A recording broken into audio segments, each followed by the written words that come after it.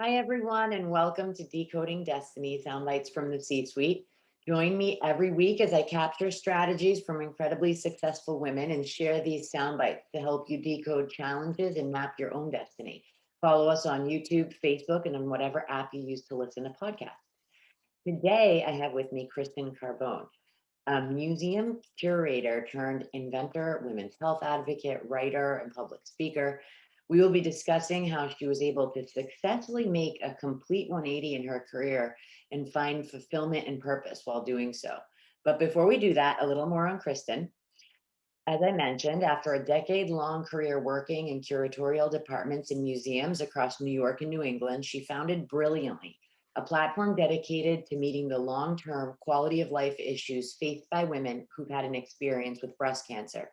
Brilliantly helps women with the transition from confronting breast cancer to embracing life through innovative products, thoughtful content, and relevant services. Their flagship product, Brilliantly Warm, is an app controlled warming wearable for the many women who experience a constant and distracting feeling of coldness from their breast implant reconstruction. Welcome, Kristen. Thanks so much for having me. So, first, I need to know, how did you go from being in museums and being a curator for museums to this with Brilliantly? Yeah, I have always been passionate about the arts. I worked in museums, I worked in curatorial departments. I transitioned to doing public art and doing arts-based leadership training for executives, and started working for smaller companies but we're still really in the arts. And the idea for Brilliantly started because my mother died from metastatic breast cancer in her 40s. And in 2013, I had a preventative mastectomy and reconstruction and spent years sort of still in my I'm using air quotes normal job and professional career, but really feeling unsatisfied with the work I was doing, feeling like I should do more, but not kind of knowing how to channel that energy. And one of the things that came up as a result of my surgical intervention was that I felt cold all the time. And there's all kinds of issues women face who have had preventative surgeries or who've gone through breast cancer. And most of us, many of us, just sort of silently suffer through those. You get bombarded with this narrative that you have to feel lucky to be alive, that you should feel blessed that you can see your children grow up, or that you can go and live your life in the way that you want. And that really strips us of permission to say, hey, I have sexual dysfunction. I feel cold. I don't know how to get dressed. I can't find a bra that fits. All of these things that maybe you're not going to talk to your oncologist about, and then you feel a little bit lost. Um, this cold problem really bothered me a lot, and I was trying to figure out something for myself to wear to feel better that was discreet and safe. And a good friend of mine helped me make a proof of concept design, but it was hooked up to a huge drill battery. And in that moment, I was like, I still can't use this. I still want it, but I can't do this unless other people need it. And so over the summer of 2017, I ended up talking to hundreds of women and just asking questions about what's your life like? What were you prepared for? What were you not prepared for? All with the intention of trying to understand if other women were experiencing this cold problem too. And found out really quickly that yes, they were, but also all of these other issues, these really quality of life, day to day things that we think about all the time were common. And I thought, okay, I don't want to just make a product. I think I can help make a bigger impact. And so I've spent the last almost 4 years now talking to women, trying to find experts. And I think the sort of collaborative part, the social impact part, the education part, there are all these little parts of Brilliantly that feel very aligned with my previous professional career, but like making a tech product is a huge departure and one that has been a 4 year learning experience like no other. What challenges did you and you continue to face in terms of making that kind of a pivot? Well, I don't know anything about business. I think, when I realized, like, okay, this could be a business, this is a viable product, there's a market that wants it, there's all of these other things the product itself could be, but also that I could do with the breast cancer community. I ended up just saying like, okay, I sat down with myself and like, all right, what am I afraid of? What would be good? What would be bad? And what don't I know? And I made a list of all the things that I don't know how to do.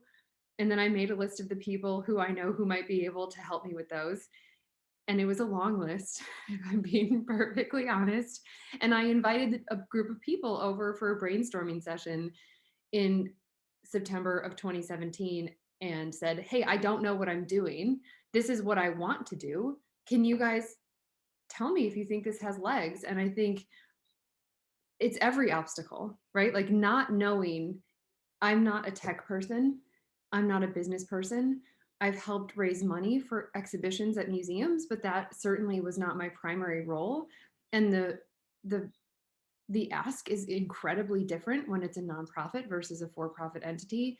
Um, I've had to learn, right, like basic person on the street knowledge about any of these things. And I've had to try to learn to be an expert because in a startup, you have to do every part yourself in the beginning. And so learning how to use social media, learning how to be a graphic designer, doing interviews, doing public speaking, making my writing, which was pretty academic and dry, into something that people wanted to read and was relatable and warm and friendly. You know, every single part of this business has been an obstacle in one way or another, but really such a beautiful learning opportunity. I'm so happy that I pushed myself in this way. Oh, for sure. I mean, and you're doing it on your own, right? Do you have a partner or anything like that, or you're just doing it on your own? No, I started the effort pretty much on my own, although I have a lot of support. I do have those advisors. There's lots of people championing the cause. Um, there was a woman who I worked with in my last full-time position that we worked really well together and have very complementary skill sets. I brought her on from the beginning to help me with a number of things that I'm not good at. So she does QuickBooks, she does invoicing, she's really got the skills that I needed to kind of like set the right foundation.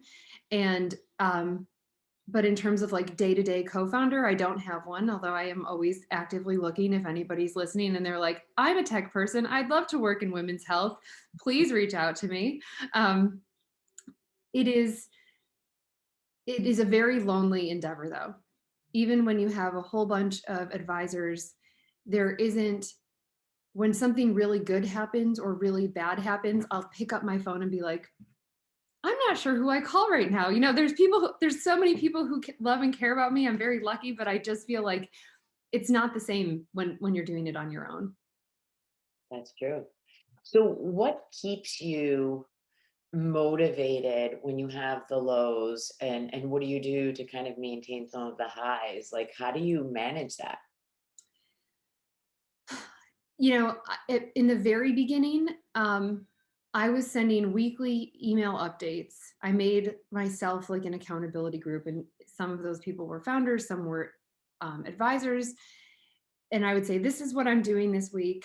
This is what I got done last week. And then I would do the same thing every Sunday. I would send an email. And it allowed me to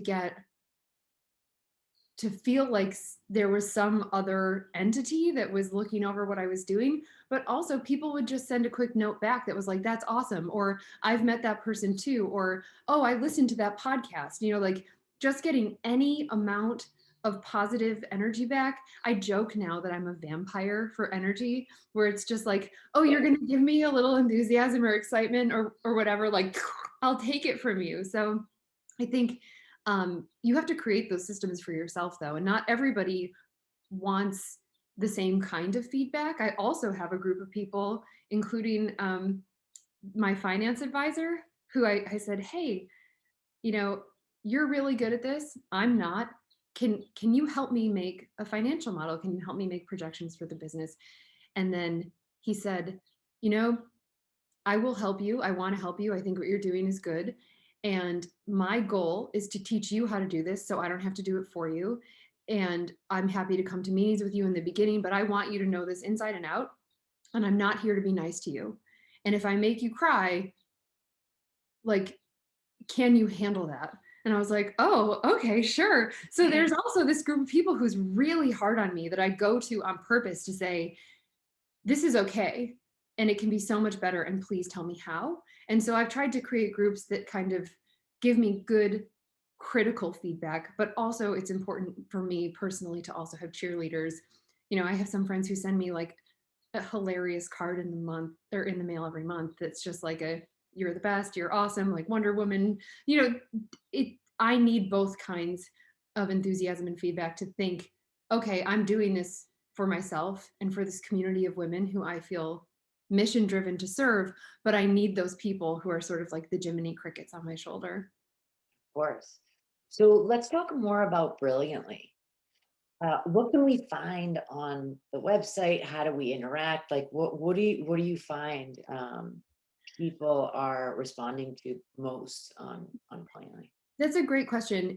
When I had my mastectomy in 2013, I wasn't on Instagram, and I don't even know if there were Facebook groups. And in the years since then, all of these communities online have come up, and I think they're so important for any, new moms of twins, people struggling with chronic illness. If you have a thing and you want to find other people who have it, social media is this beautiful tool for finding that. And I know there's a lot of things to complain about social media, but I really see it as this very potentially positive thing, and I've tried to use it in that way. And so there are a lot of women in the breast cancer community specifically who are active on Instagram, and that was where I first started following along and saying, what are people talking about, what are the conversations they're having that they can't find the answer for? Because I have absolutely no desire to reinvent the wheel. There's a lot of amazing people and products and services and content. I want to fill a gap. So it's like, what are people not talking about? And many of those things are the things that women said to me in those conversations in 2017. Um, Sexual dysfunction, dating, relationships, getting dressed. So many women told me they would felt like they would never feel beautiful again. And some of these things I was like, I can help with that. Like that I got. And so one of the things that we started really early on was a portrait project. And there's photographers and makeup artists who donate their time and give women a portrait session, because I think there's something to be said for any of us, especially if you've had a life change, to see yourself how someone else sees you. And if you go and you let somebody doll you up and you put on your favorite clothes, or have this moment where it's really about you and it's about pampering you, it's not about keeping you alive or something medical, and then you see this beautiful outcome, it changes how people feel about the way they look. And I feel great about that. One of the other things we started pretty early was a corrective exercise program. There were lots of women who said they felt like they had limited strength and mobility. I mean, even me, I'm sitting here like this. When you have chest surgery, you do this funny protective thing while you're recovering, and it's really hard to stop. And then when you are hunched over and protecting your front, your back gets tight, your neck hurt, like there's this rebuilding of these muscles and of mobility. And so I partnered with a corrective exercise specialist to do this program called Brilliantly Strong. I should also say I try to have all of the services and content that we do free. We're doing an event right now, and I try to do events pretty regularly, that's on breathing and orgasm. There are lots of women who the loss of their breasts, and many of the women in this community also lose their ovaries or go into menopause surgically or chemically from chemo, and really feel a loss of their sexual self, and how they want to be touched is different. And so we try to do things that women come and they say stuff to other women who understand it that they wouldn't say to their doctor, or they have a hard time understanding how to communicate to their partner. And so the things you'll find on the website are portrait project, corrective exercise program, lots of blogs, interviews with people, other founders, women who've been through this, who have made other products, how to regrow your hair after chemo. Like, I want to give people practical, actionable tools so they can feel better. So the people who are willing to do the work because they're ready to feel good again can come and find what they need. And in terms of your research, are you continuing to kind of talk to the community? Like, how are you getting your content? Yeah, I fortunately or unfortunately have become the person in my friend group when someone knows someone who gets breast cancer, they call me, and then I talk to that woman and we talk about what they're afraid about or what their experience. And a lot of times I build relationships with them and I get to talk to them throughout their whole journey. And that's women who I talk to on the phone, that's women on social media. Unfortunately, it's a number of my friends. I come from an area of Western New York that has a really high breast cancer rate. So more and more people who are just in my life separately from Brilliantly are having this experience. But I think the talking to people is the part that's the most valuable for me, the human connection, knowing that like I'm going to do a program that helps you directly, even if it's like one woman sends me an email and is like, this thing changed my day or changed my relationship with my person, or I think this is going to change my life, where I finally feel more comfortable. Like that keeps me going. I get up and the first email I got from a woman who read a blog post of mine on someone else's platform, even before we named Brilliantly, but I was like, I have to start establishing myself as someone in this community. This woman read a blog post of mine and she sent me the most beautiful email, and I printed it out and I hung it on my wall because I was having a hell of a time writing a business plan and was like, I'm doing it for her. I'm doing it for this woman. You have a lot of great tips and advice for somebody that's looking to kind of make a change and find fulfillment. I think one of the themes that I found in talking with different women for this podcast is that there's a point in our lives, and it could be an influence, an outside influence, or just something that you go through that changes the way you think about things and what you want to do when you grow up, I guess.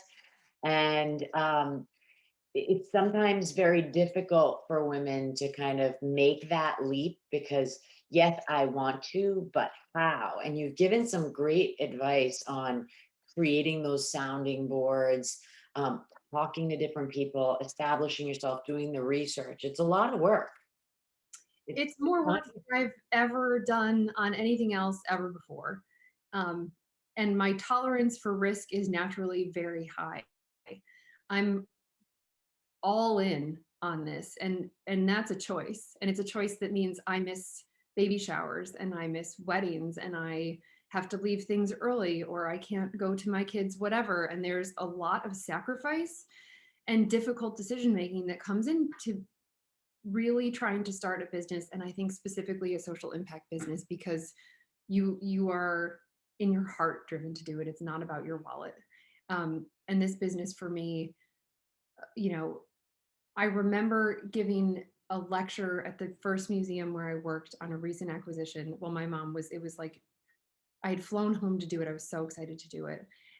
And I had flown from taking care of my mom after she had brain surgery. She had a metastatic breast cancer that had metastasized into her brain.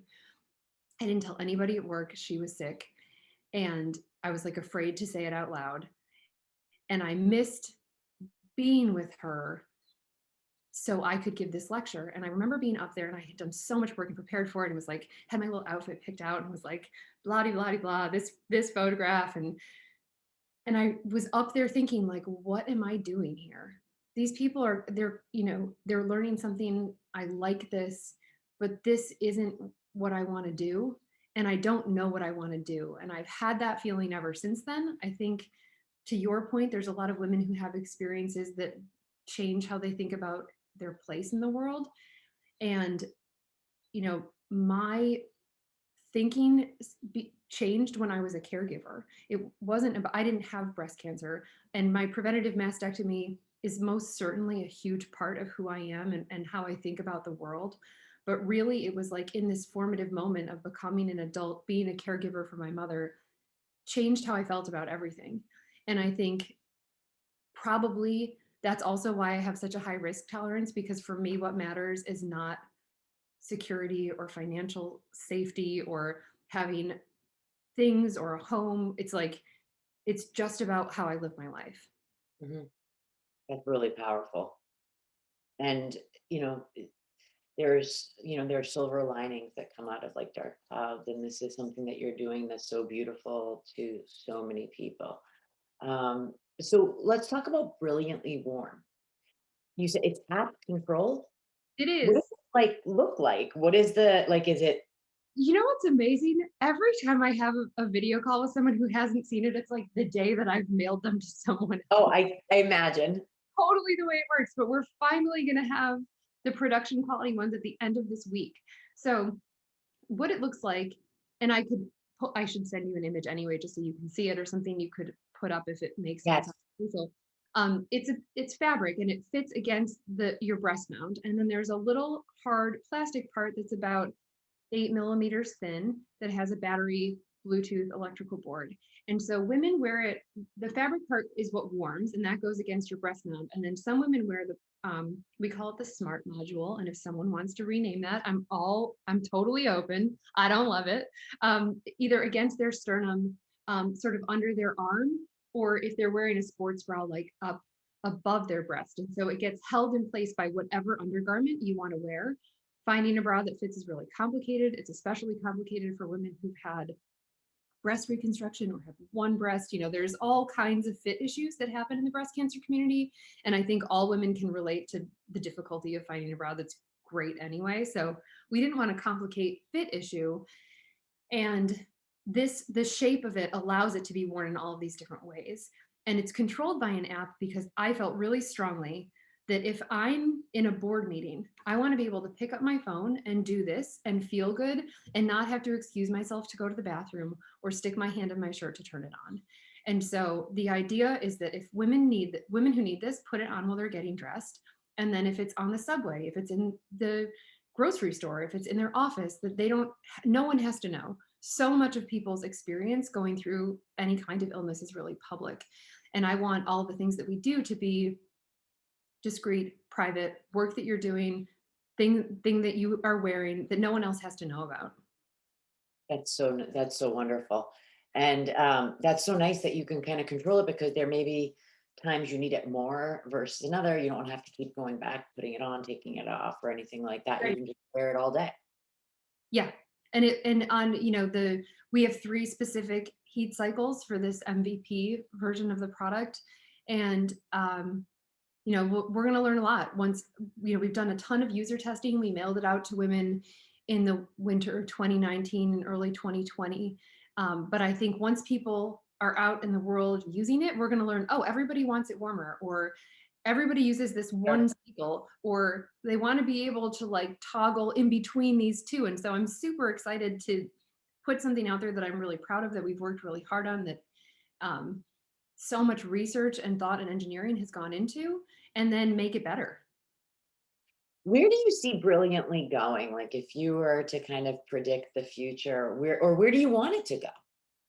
It's such a good question. The interesting thing about our technology is that it could be used in so many different ways. So we could go down a regulatory path and market it for women who have mastitis who are nursing. We could change the form factor and it could be something that goes on women's abdomens to help with menstrual cramps. It could be in golf gloves or ski boots. It could really be any small form factor wearable. It could also collect biometric data. So there is this whole opportunity completely outside of the breast cancer space, but could still be just femtech focused. It could be in the wearable space. I think it's a duplicitous business. There's 2 parts of it for me, and there's one part that I'm obviously excited about, which is the brilliantly stuff. And I'm hopeful that I'll be able to find the right co-founder, biz dev person, engineer, wearables expert who wants to help figure out what is the path of the company, which is actually called Armington Studios. We're brilliantly as our first brand. And I think there's infinity room for Armington Studios to become something that I can't see. There's just like a great fog wall in front of me.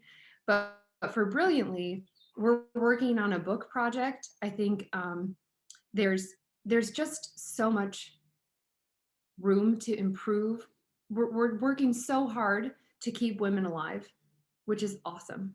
I can't, it's like warms my heart that there's so much research and innovation happening in the breast cancer space, from diagnostics to treatment. And if we're working so hard to keep women alive, how do we make sure they have a great life after? And in that space, there's lots of people who are starting to do work. And I'm like, how do we aggregate all of that? And this is where my curator brain comes in. And it's like, I want to research and understand what's out there, and I want to gather it together. And we now have this like massive spreadsheet that someday I hope to turn into a database that's like, if you're looking for products that help with X, or you're looking for books or videos, that someone can search it and find it, because there's lots of people have small brands that are doing amazing things that maybe don't have a marketing budget to be like out there. And if we can help amplify each other. And so my hope is that Brilliantly creates a curated, vetted resource guide that everyone has access to find what they need, and that we're making things that aren't competitive in that market space, but are really additive and collaborative with other people and other brands. And that Armington Studios does something amazing that I don't know yet. That's fantastic. So, Kristen, knowing what you know now and where you are now in your life, what would you tell your younger self? It's such a good question. And I've done writing workshops where you like write yourself a letter, like your younger self a letter. And a lot of that advice I give my previous self is about like that your life isn't going to look anything like you think it is, and that it's still okay. Um, and I think that almost every day. You know, I live with a friend. I am divorced. I have 2 children. There's so many parts of my life that I never could have predicted. And I really am, I feel so happy and so fulfilled and content. And I could never have pictured or mapped out the path ahead of time that got me here. So probably like, learn to roll with it a little bit better, a little bit sooner. That's true. And I think that there's a tendency too, when you're younger, to feel like you have this control. And as you get older, you realize you have no control. And things do kind of go off that path you think you're going to be on. But it can be really beautiful because you just don't know what every day can bring, and it just can be exciting and fun and fulfilling. And it's not always about knowing where you're going to be, but kind of just rolling with it. Yeah, because there's no guarantee. Like you can have a really clear strategic path personally on where you think you're going, and there's so many variables. Even if we left out the health variable, that is such a like a baggage cart I drag behind me all the time, and I think I'm better off for not knowing that this is where I was going to be, and I still really struggle with control. I love control so much. I'll just like latch on Me anywhere I too. find a place to do it. But knowing that when things feel out of control, and reminding myself like you felt like this before and you're okay, and it's okay to not always be in the driver's seat, but it's a really, that is the biggest challenge for me. Like in this moment right now, I'm, and I say this like take it with a grain of salt because I'm certainly not twiddling my thumbs, but I'm sitting here, I'm not the person putting the product together. I'm just waiting for it to show up so I can send it out to other people. And that I'm not doing it is so difficult. I'm struggling so much with not being the manufacturing person, like that's really hard. Like all of the work I did was conceptual, and the actual making isn't me. Well, Kristen, thank you so much for joining me today. This was fantastic, and I wish you all the best. And for everyone to check out Brilliantly, it's www.brilliantly.co, right? That is right. Excellent. Thanks, Awesome. Kristen. Thanks for having me.